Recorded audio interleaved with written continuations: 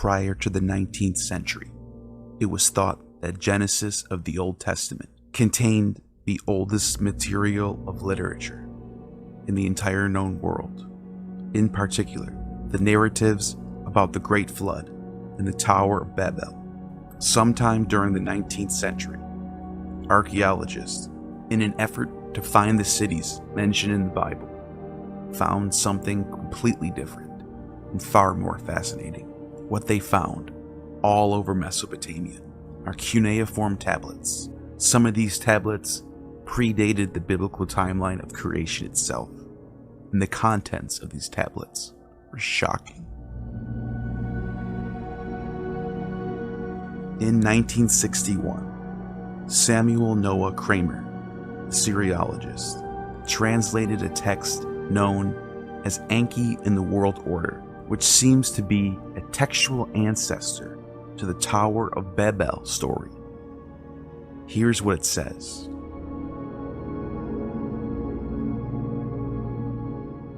Sumer, great mountain, land of heaven and earth, trailing glory, bestowing powers on people from sunrise to sunset.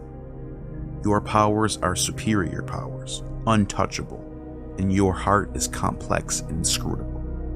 Like heaven itself, your good creative force, in which gods too can be born, is beyond reach, giving birth to kings who put on the good diadem, and giving birth to lords who wear the crown on their heads.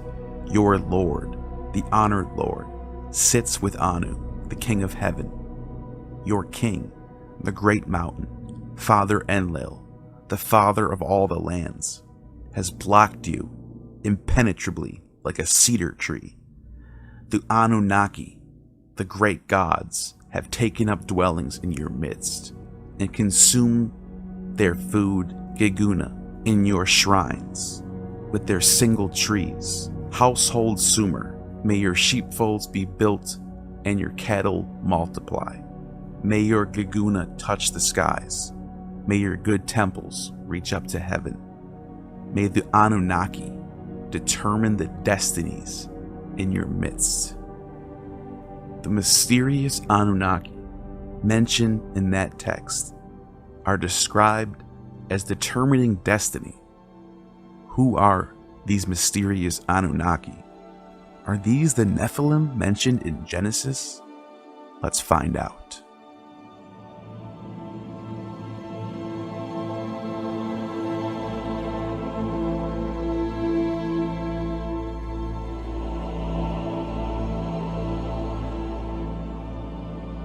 Hello, explorers of the ancient world and initiates into the mysteries. Welcome back to our channel. If you're new here, remember to hit that subscribe button and the bell icon so you won't miss out on our journeys into the fascinating tales of the past. Today, we're embarking on a captivating expedition into the heart of ancient mythology and biblical lore, delving deep into the tales of the enigmatic Anunnaki and the mysterious Nephilim. The Anunnaki, powerful deities from ancient Sumerian mythology, are said to have shaped our world, influenced kings, and controlled the fate of humanity. Their stories have fascinated us, leading to varied interpretations and even some modern, controversial conspiracy theories. And then there are the Nephilim, the giants of the Old Testament, the sons of God, fallen angels, mighty warriors, heroes of old, or perhaps all of the above. Their brief but intriguing mention in the Bible have given rise to countless interpretations and debates. Are there connections between these two groups of ancient beings? Were they celestial, terrestrial, or maybe even extraterrestrial?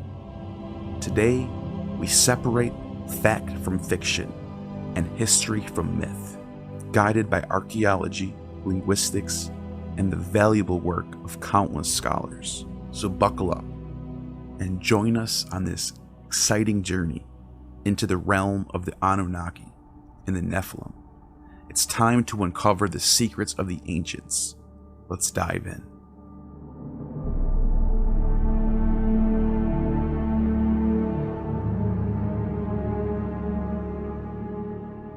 The Anunnaki are a group of deities that appear in the mythological traditions of ancient Sumerians, Akkadians, Assyrians, and Babylonians. They are among the earliest pantheons in Mesopotamian mythology. In Sumerian textual corpus, the term Anunnaki often refers to deities in the broadest sense. However, more specifically, it often designates a group of gods associated with the underworld, where they are said to decree the fates of humanity. One of the significant mythological narratives involving the Anunnaki is found in the Epic of Gilgamesh, one of the world's oldest known works of literature. In the epic, Gilgamesh meets the spirit of his friend Enkidu in the underworld, where the Anunnaki act as judges in the underworld who set laws for the cosmos. Gilgamesh lamented. 7 days and 7 nights he wept for Enkidu, until the worm fastened on him. Only then he gave him up to the earth.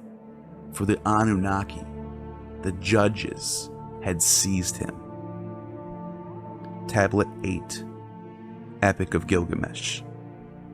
Then, in Tablet 9 of the Epic of Gilgamesh, it says, "The sleeping and the dead, how alike are they? They are like a painted death. What is there between the master and the servant when both have fulfilled their doom? When the Anunnaki, the judges, come together, and Mametun, the mother of destinies, together they decree the fates of men. Life and death they allot, but the day of death they do not disclose." Finally, in Tablet 11, we get the story of the Great Flood sent by Enlil, which says, "The Anunnaki lifted up the torches, setting the land ablaze with their flare. Stunned shock over Adad's deeds overtook the heavens, and turned to blackness all that had been light. The land shattered like a pot. All day long the south wind blew, blowing fast, submerging the mountain in water, overwhelming the people like an attack. No one could see his fellow. They could not recognize each other in the torrent. The gods were frightened by the flood and retreated, ascending to heaven of Anu. The gods were cowering like dogs, crouching by the outer wall. Ishtar shrieked like a woman in childbirth. The sweet-voiced mistress of the gods wailed. The olden days have alas turned to clay, because I said evil things in the assembly of the gods. How could I say evil things in the assembly of the gods, ordering a catastrophe to destroy my people? No sooner have I given birth to my dear people than they'll fill the sea like so many fish." The gods of the Anunnaki were weeping with her. The gods humbly sat weeping, sobbing with grief, their lips burning, parched with thirst. 6 days and 7 nights came the wind and flood, the storm flattening the land. When a 7th day arrived, Utnapishtim sent forth a dove and released it. The dove went off. I, Utnapishtim, sent forth a dove and released it. The dove went off, but came back to me. No perch was visible, so it circled back to me. I sent forth a swallow and released it. The dove went off, but came back to me. No perch was visible, so it circled back to me. I sent forth a raven and released it. The raven went off, and saw the waters slithered back.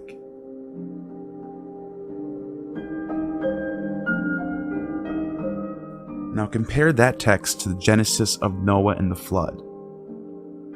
After 40 days, Noah opened up a window he had made in the ark and sent out a raven, and it kept flying back and forth until the water had dried up from the earth.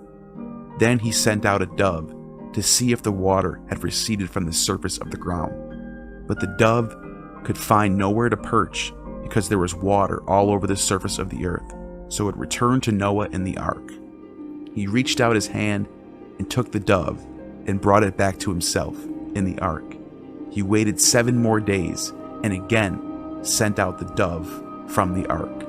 When the dove returned to him in the evening, there in its beak was a freshly plucked olive leaf. Then Noah knew that the water had receded from the earth. He waited 7 more days and sent the dove out again, but this time it did not return to him.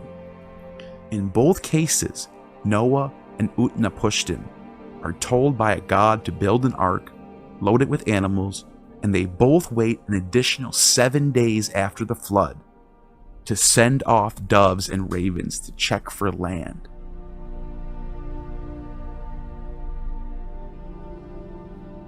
Now I bring this up because I think it's possible that the Nephilim in Genesis 6 may very well be influenced by the Anunnaki, the sons of God who endured the wrath of the king of the gods. But it's not a one-to-one comparison, and I will speak more about the Nephilim later. But let's talk about the Anunnaki first. The Anunnaki have also been connected to the creation of humanity, where they are said to have created humans to serve as laborers for the gods. This particular narrative is found in later Akkadian and Babylonian mythology, especially the Atrahasis, an Akkadian Babylonian epic that recounts the creation of humanity. The story goes that Anunnaki, together with the Igigi, another group of gods, were burdened with the laborious tasks of digging canals and farming land to feed themselves and the other gods. The Igigi, who were doing most of the work, rebelled. As a solution, the god Enki proposed the creation of humans to perform the labor instead. Thus, humans were created from clay and the blood of a slain god. The Enuma Elish, another Akkadian Babylonian creation epic, tells a similar tale of human creation. In this narrative, the god Marduk, after defeating the primeval goddess Tiamat, creates the world and humans. The Anunnaki, in this context, are considered high-ranking deities in the divine hierarchy. In these stories, the Anunnaki play roles as cosmic legislators, creators, and sometimes intermediaries between humans and the divine. They are integral to the functioning of the cosmos and human society. Unto Kingu hath Tiamat entrusted, in costly raiment she has made him sit, saying, I have uttered thy spell in the assembly of the gods. I have raised thee to power. The dominion over all the gods I have entrusted unto thee. Be exalted, my chosen spouse. May they magnify thy name over all of them, the Anunnaki. Tiamat hath given Kingu the tablets of destiny. On his breast she laid them, saying, Thy command shall not be without avail, and the word of thy mouth shall be established. Enuma Elish, Tablet 3.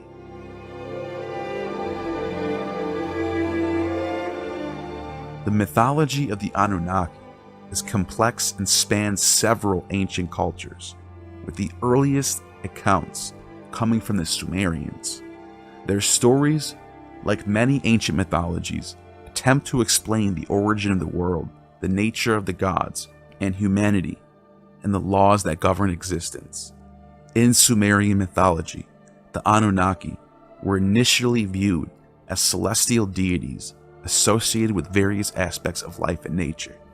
However, the term Anunnaki gradually came to be associated more specifically with chthonic underworld deities. In Mesopotamian mythology, the term Anunnaki was used to refer to deities in general, but it was mostly associated with the underworld, the realm of the dead. This does not necessarily imply a negative or punitive association. In many ancient cultures, the world was perceived as a multi-tiered structure, often divided into heavens, earth, and underworld. Gods and goddesses were assigned to different realms based on their roles and functions.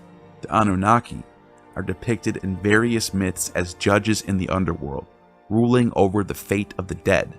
For instance, the goddess Ereshkigal, the queen of the underworld, and Nergal, the god of death and plague, were both considered part of the Anunnaki. The reason why many of the Anunnaki are associated with the underworld is likely related to the Sumerians' belief about life, death, and the afterlife. The underworld, known as Kur or Irkalla, was considered a dreary, dark place where the spirits of the dead existed in a shadowy version of the earthly life, similar to Hades in Greek mythology, sustained by libations and offerings from the living. The Anunnaki, in their role as chthonic deities, were seen as intermediaries between the world of the living and the world of the dead, with the power to judge and rule over souls of deceased humans.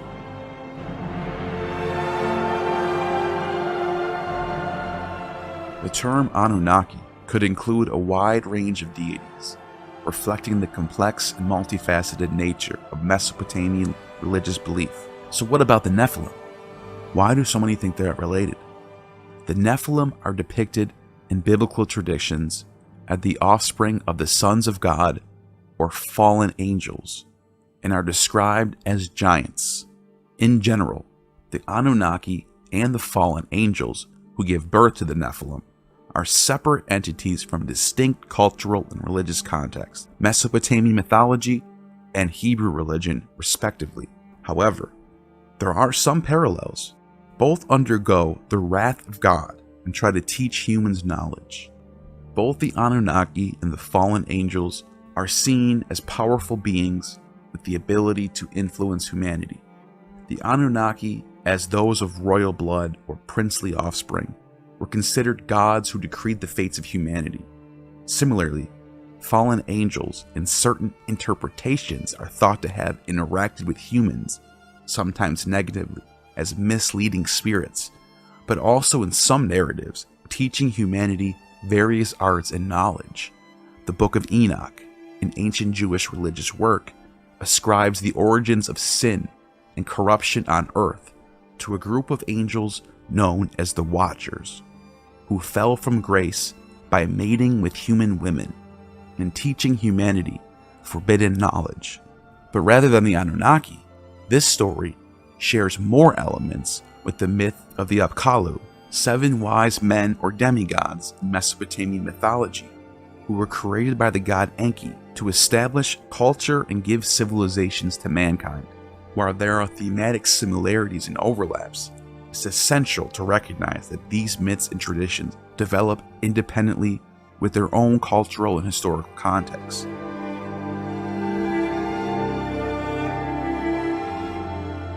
The connection between the Anunnaki and the fallen angels is not direct in their original mythologies. I would refrain from calling it a one-to-one comparison, but an indirect, passed-down mythology that changes in context of time and region. Both the Anunnaki from Mesopotamian mythology and these fallen angels, or Watchers, from the Book of Enoch, represent supernatural beings who have significant interactions with humanity.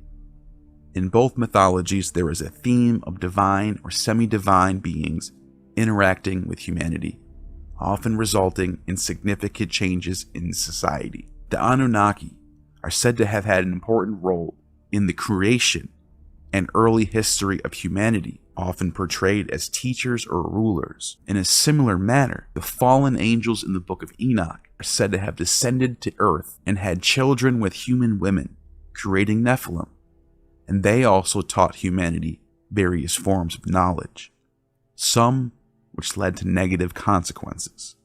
In both mythologies, these interactions can lead to transgressions against the divine order and subsequent punishments. For example, some interpretations of the myth of the Apkallu, the 7 wise demigods, suggest about the last of the Apkallu was considered evil.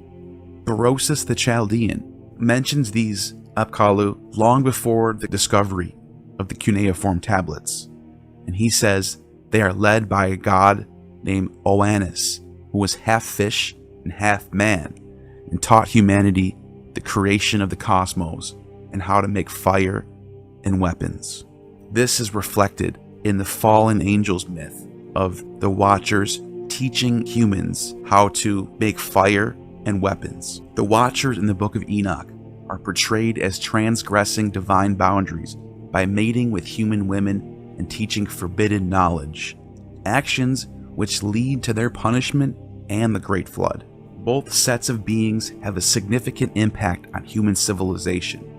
The Anunnaki were seen as those who decreed the fates and were involved in the establishment of maintenance of civilization. The Watchers, through their transgressions, fundamentally altered the course of human history, bringing about a rise in civilization and its eventual punishment and destruction through the flood.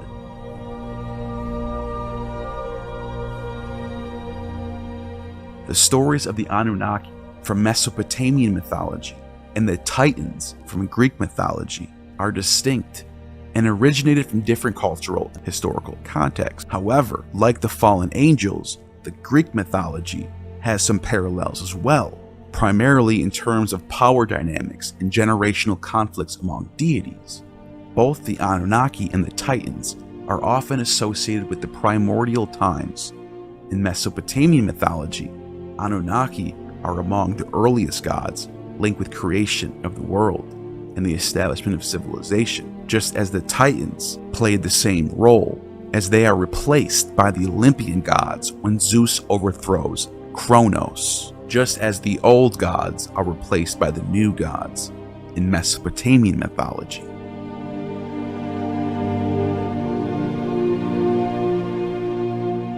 In the mythologies of the Hurrians and Hittites, which flourished in the mid to late 2nd millennium BC, the oldest generation of gods was believed to have been banished by the younger gods to the underworld, where they were ruled by the goddess Lelwani. Hittite scribes identified these deities with the Anunnaki. In ancient Hurrian, the Anunnaki are referred to as Karulesh, which means former ancient gods, or Katuresh Shuanesh, which means gods of the earth. Hittite and Hurrian treaties were often sworn by the old gods in order to ensure that the oaths would be kept. In one myth, the gods are threatened by the stone giant Ulikumi, so Ea, the later name for Enki, commands the former gods to find the weapon that was used to separate the heavens from the earth. They find it and use it to cut off Ulukumi's feet. Although the names of the Anunnaki in Hurrian and Hittite texts frequently vary, they are always 8 in number. Similarly, in Greek mythology, the Titans are the children of Uranos, heaven, and Gaia, earth, just as the Anunnaki are the children of Anu and Ki, also heaven and earth. In both mythologies, there's a theme of conflict or tension between generations of gods.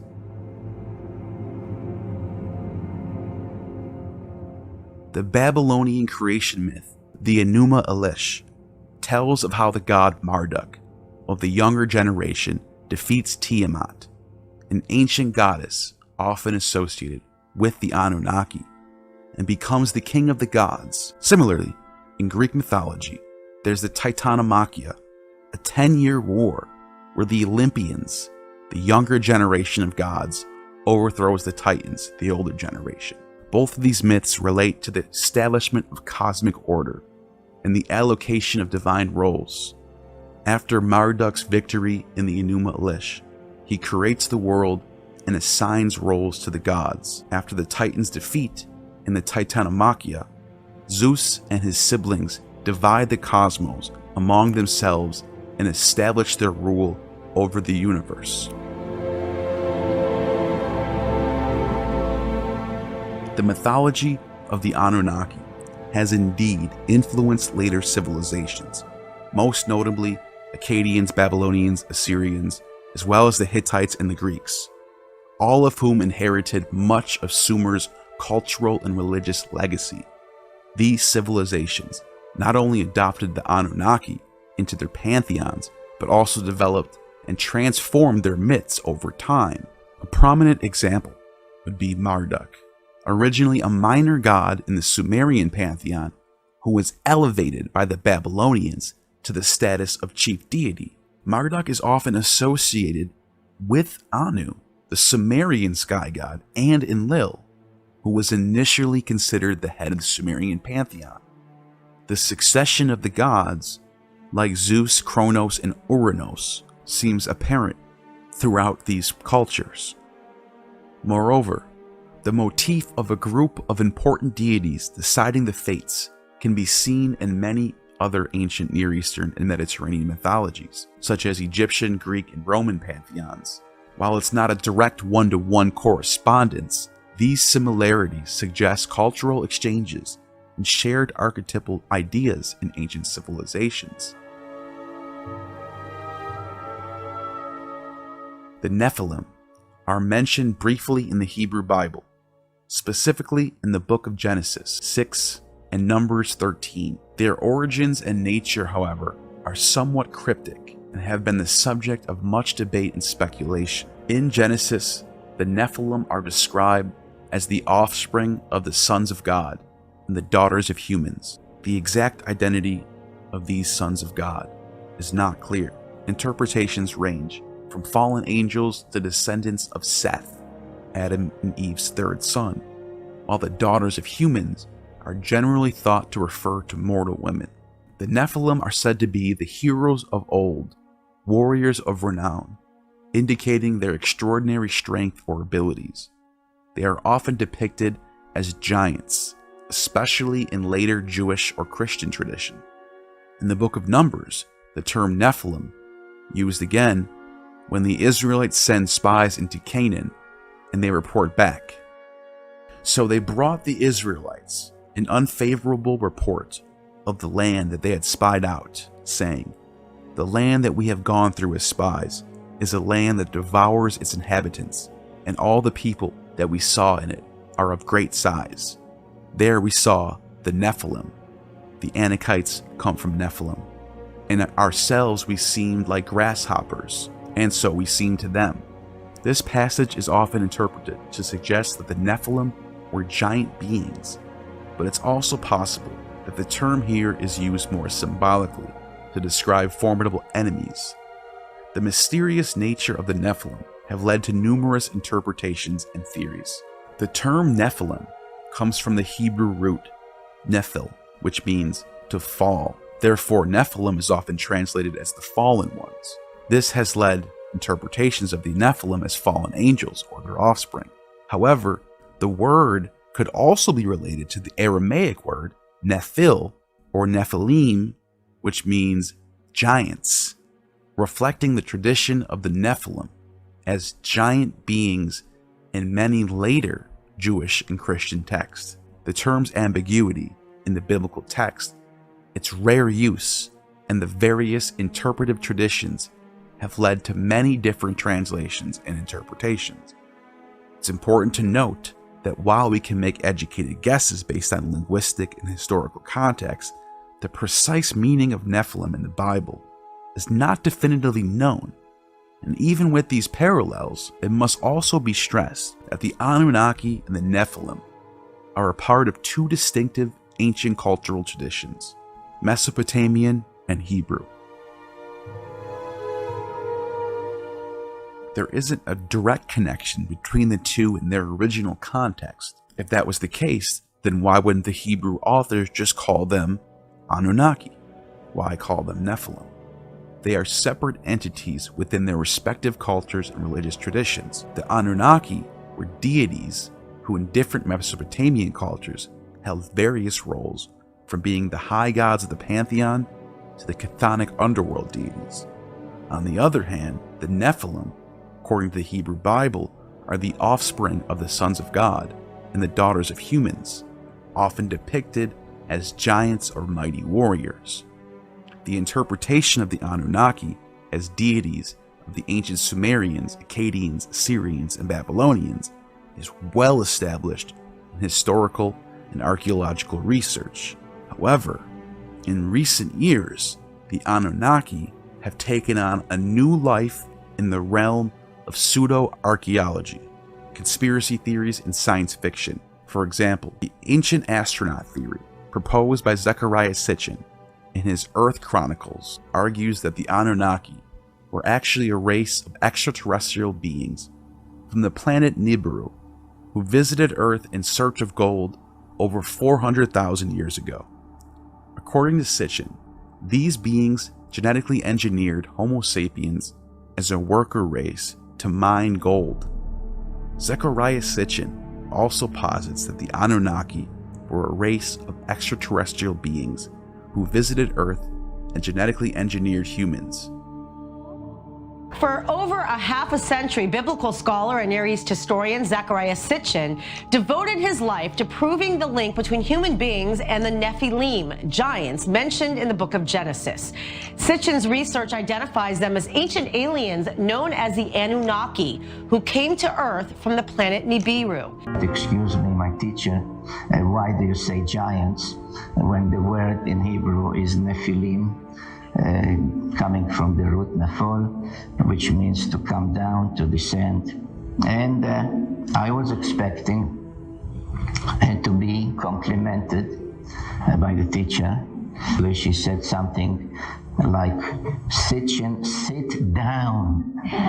You don't question the Bible. Many of the seal impressions that we have that are so significant to seeing how things were depicted in those days, be it humans or gods, come from these envelopes. Well, we have arrived at Haran, the city where Abraham dwelt with his father and brother and nephew. It's important to emphasize that these interpretations are not accepted by mainstream historians, archaeologists, or experts in Mesopotamian mythology. They are often criticized for a lack of rigorous scholarship, misinterpretations of ancient texts, and a reliance on unsupported speculations. Here is Dr. Joshua Bowen, an Assyriologist who has done several videos and wrote books on this subject. I have links to these full videos and his book, How to Read Sumerian, which is one of my go-tos in my library. You know, you have to keep this in mind when you, number one, when you look at Sumerian and what people are saying about Sumerian. But you know, in his book, he does this all the time. You know what? It's sort of the equivalent to, it's far worse, but it's roughly equivalent to if you were to say butterfly, right? Somebody 1,000 years from now would see the word butterfly and they would say, this is a type of a stick that was kind of slippery and went on bread that was able to soar through the air. Butterfly. Nope. No, it's not. As it turns out. So he describes the gods as ancient astronauts. Then he discusses at length the Mu. So what is the Mu? He argues that it's a fiery rocket. And then finally, he uses when humans flew to the heavens as an example. So, or several examples of this to make his point. So the gods as ancient astronauts. So could the gods fly? Well, he discusses the god Zu. Now, those of you that have been with us for a while, you're probably not familiar with the god Zu. I was also not familiar with the god Zu, and I've been working on this for a while, so... But you know Ninurta, and you know that he engages with someone called Anzu. Later, he's depicted as a bird, so he's definitely talking about Anzu. He uses what he says is a mu, an mu, to fly around. So even though he's depicted as a bird, it's almost like a metaphor. Ninurta kills him with Tilum, which are arrows. And these arrows, quote unquote, were actually missiles that were fired into Zu's mu. Continuing on, he uses this statue from Mari he says is the goddess Inanna. There is absolutely nothing about this statue that suggests it's the goddess Inanna. It is a goddess. He addresses the word for God, Dinger. He says that it's broken up into two parts, Din, which means righteous, pure, or bright. Gear, which means a sharp object. Or also a two-stage rocket with fins. I mean, so here's what I would say. Sitchin consistently misunderstood, mistranslated, or at worst, intentionally misrepresented the Sumerian and Akkadian linguistic data. It seems likely that he did not know Sumerian or Akkadian. If he did, he made such basic and egregious errors with the language that one can only conclude that he was intentionally misleading his audience. In either case, Sitchin brilliantly used the Mesopotamian literary corpus and the lack of widespread familiarity with the texts and the languages to sell his books. Whether he did that intentionally or not, I can't get in his head. While these theories of fallen aliens might be shocking and compelling to some, they should be taken with a large grain of skepticism. Anything's possible, but as it stands, there is no empirical evidence or scholarly consensus that supports these claims. They are generally viewed as fringe theories outside of accepted academic discourse. These ancient alien theories, as it must be stressed, they involve misinterpretations and mistranslations of the text. So we are going to look at chapter 5, which is called the Nephilim, people of the fiery rockets. Josh, who or what are the Nephilim in ancient Hebrew? So the Nephilim are, they appear in two different places. Genesis chapter 6 is the earliest as far as when it appears in the biblical text as it stands today. And then in Numbers 13. And the Numbers one is probably the one to talk about first. So in the book of Numbers, when the spies go into the land and they spy it out before they go in, and 10 of them come back and they report there are giants in the land, Nephilim. And so the Septuagint, that's where it appears. Then it appears in Genesis chapter 6 before the flood story, right, as sort of the backdrop to the reason for the flood story. And so the Nephilim there are parenthetically, they're in a parenthetical phrase in the Hebrew. Sons of God come into the daughters of men, they take wives. They have offspring of these Giborim, these great men, these mighty men, and they call them Anshe Hashem, which is literally the men of the name. So it's pretty common enough, at least in the Hebrew text and in the ancient Near East, wider ancient Near East, that this idea of the name would be like of prestige, of being known throughout perpetuity. I'm emphasizing this because it comes up in the book. He wants name to mean something very specific. But anyhow.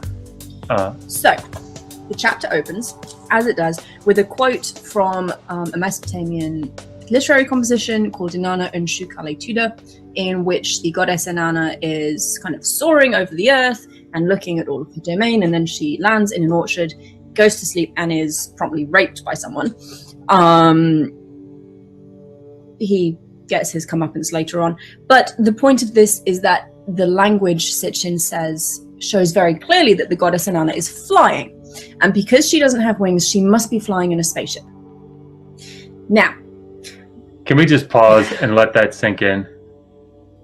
Let's give it a moment of silence that is due such a statement. The goddess,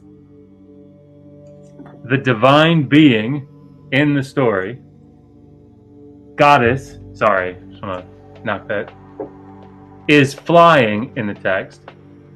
And since she doesn't have wings, she must be flying in a rocket ship. Yep. Facts.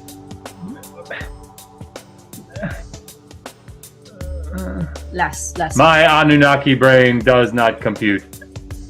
Zechariah Sitchin refers to various cuneiform texts to support his idea of the planet Nibiru. One key text he often cites is the Enuma Elish, the Babylonian creation epic. Sitchin suggests that references to a celestial body called Marduk, named after the Babylonian deity, is actually referring to Nibiru. In the Enuma Elish, Marduk is portrayed as a wandering planet that collides and splits Tiamat, a primordial goddess associated with the sea, in two. Sitchin interprets Tiamat as a pre-existing planet located between Mars and Jupiter. He suggests that one half of Tiamat became the asteroid belt and the other was struck by another of Marduk's moons and was pushed into a new orbit, becoming Earth. So let us move on to the May. Now, we've done a video on the May before. This is a very difficult, complicated word, and Sitchin says that the May is the spacesuit that we've already discussed that Inanna probably wasn't wearing when she went to the underworld. So Sitchin says, Inanna, he quotes Inanna, he doesn't give a text, which is a pain in the ass. It really is. The lack of citation in this book makes you want to weep and then die. Sitchin's interpretation of the Enuma Elish and his association of Marduk with Nibiru is heavily criticized by scholars. Mainstream interpretation reads the Enuma Elish as mythology and not literal astronomical account, more connected with nature of the world rather than the nature of space. Furthermore, Sitchin's identification of Nibiru with Marduk is not supported in any cuneiform text that we know of. The term Nibiru in the extant text is used to denote a point of crossing, and sometimes is associated with certain celestial bodies, depending on their position in the sky. But it's never described as the home of the Anunnaki, nor as an additional planet in our solar system with an unusual orbit, as Sitchin claims. So, the problem with this, apart from taking a myth as literal fact and believing that the gods were actually aliens that genuinely came to Earth and genetically engineered all humanity.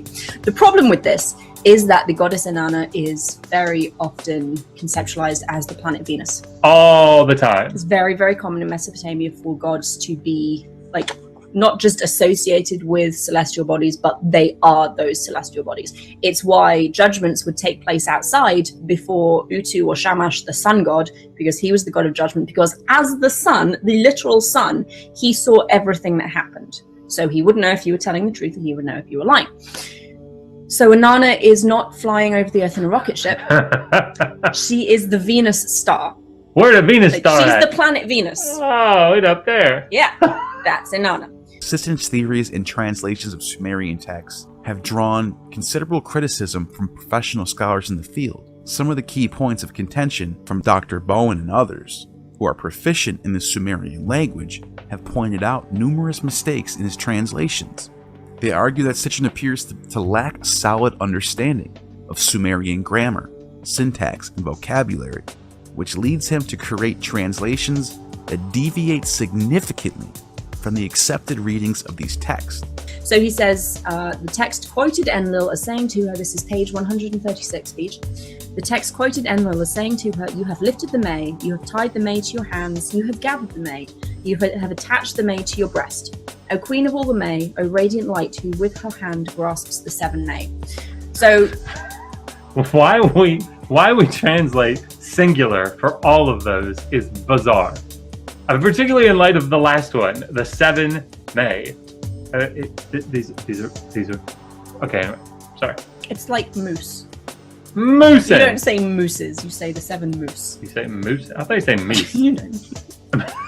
Meeson. Sorry, little Brian Regan down in there. I want to give props.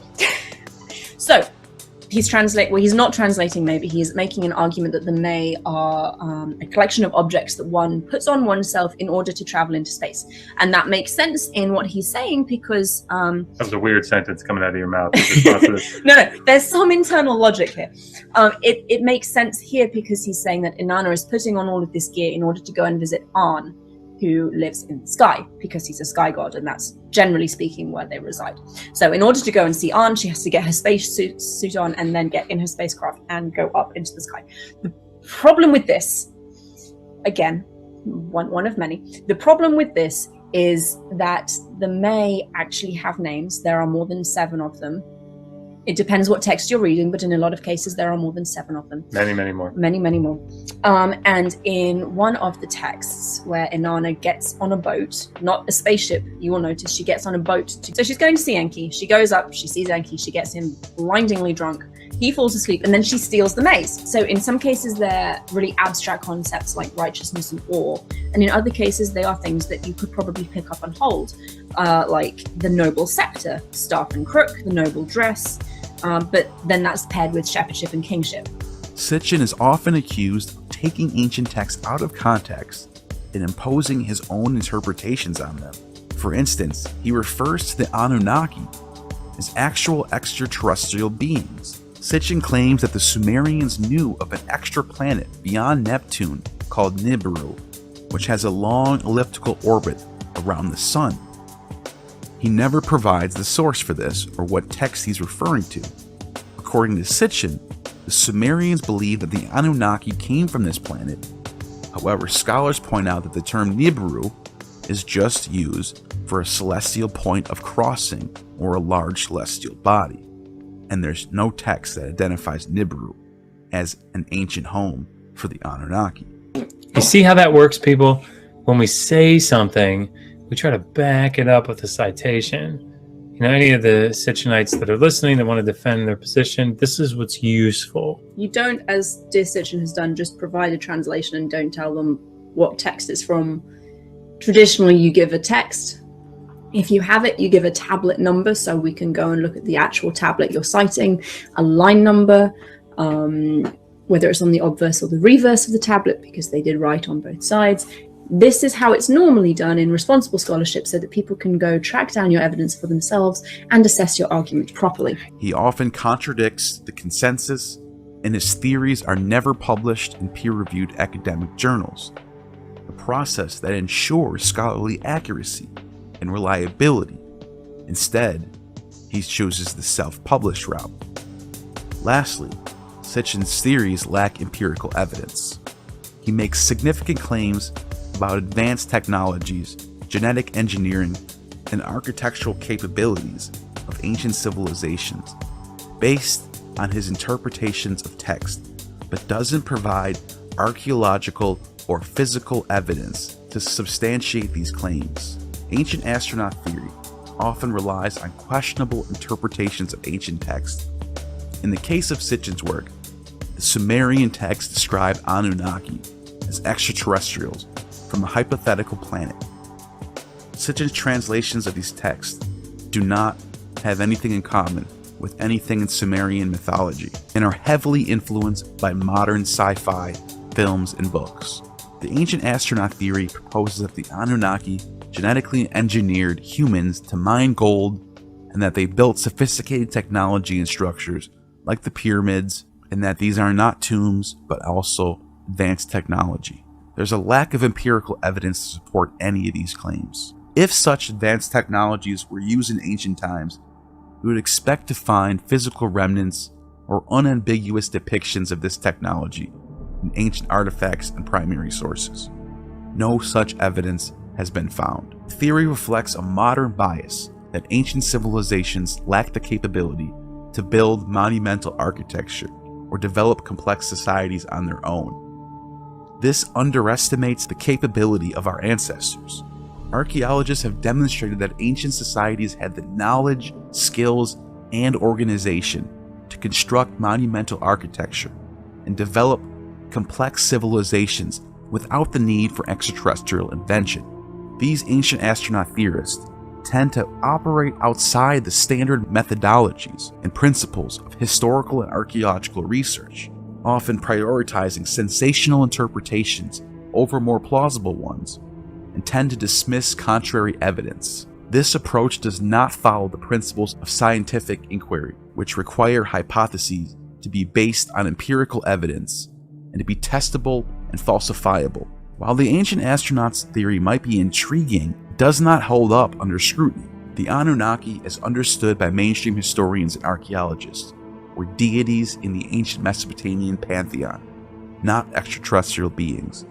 Our understanding of the Anunnaki, like many aspects of ancient civilization, is continually refined through ongoing scholarly research and archaeological discovery.